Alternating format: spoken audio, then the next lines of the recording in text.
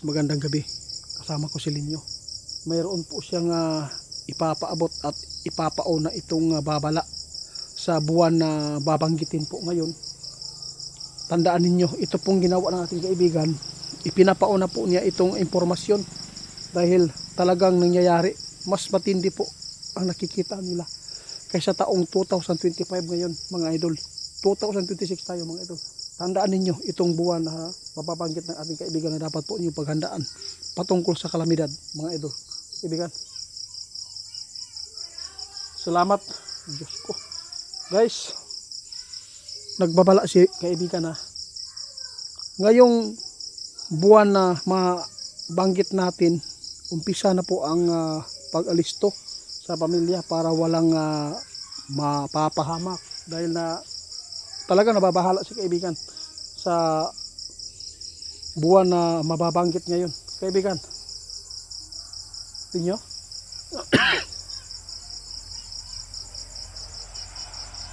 Bakit po? Ano po ba ang nakita ninyo na mangyayari po?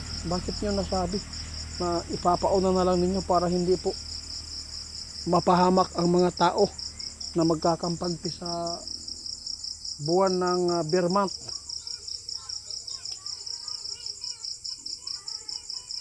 Na mga idol, sana po matatandaan po ninyo ang mga binabanggit po noong 2025. Sinabi ng ating kaibigan sa taong buwan na bear month, kailangan natin mag-alisto. Kung sino man po ngayon ang nakaranas ng matinding baha sa bahay, sa lugar ninyo, pwedeng magawa kayo ng malilikasan kung sakali man magkaroon ng malakas na ulan, lalo na ang bagyo, mga ito kadalasan inangat ng Pasko. Nag-advance si kaibigan, ipinapauna po niya itong babala dahil ayaw ng ating kaibigan na malinlang tayo sa panahon, no? Ayaw po ng ating kaibigan na doon na tayo mag-prepare na mayroon ng mga tao na biktima ng buhay.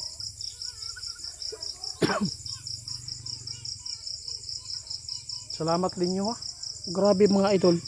Tandaan ninyo ha, sa taong bear month daw, dapat daw makagawa tayo ng mga malikasan natin kung sakali man daw na tulad noong 2025 na yung mga tao nasa taas na ng bahay, nasa taas ng bubong dahil po sa sobrang laki ng tubig. Huwag po natin hayaan kung sino man po ang nakaranas daw noon, kailangan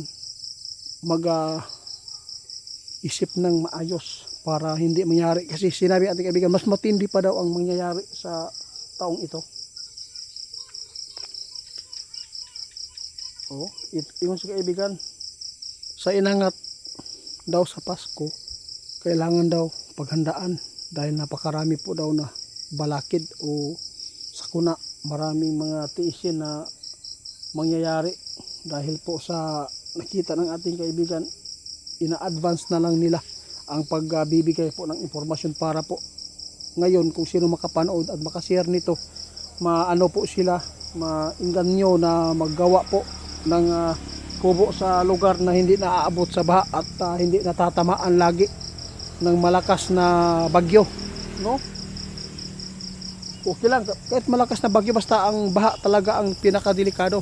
Mga idol, paki-report ni Ghost Hunter 88 Fans 2.0 sa Facebook at TikTok. Kaibigan, ano pa po ang mga impormasyon?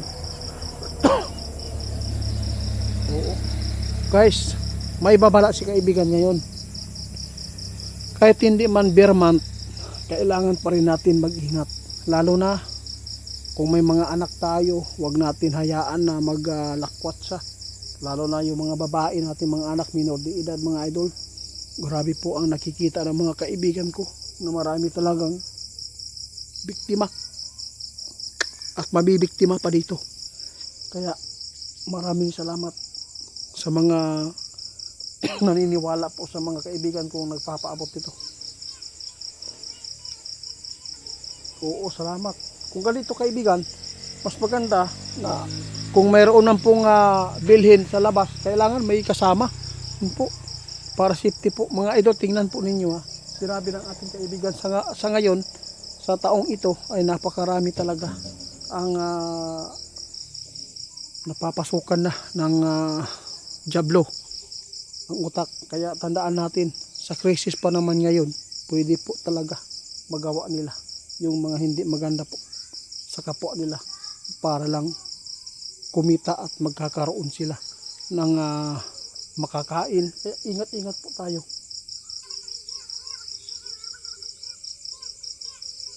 O sige, salamat. Guys, tandaan po natin ang mga ipinapauna ng ating kaibigan, kung bakit ipinapauna po nila ang mga sign.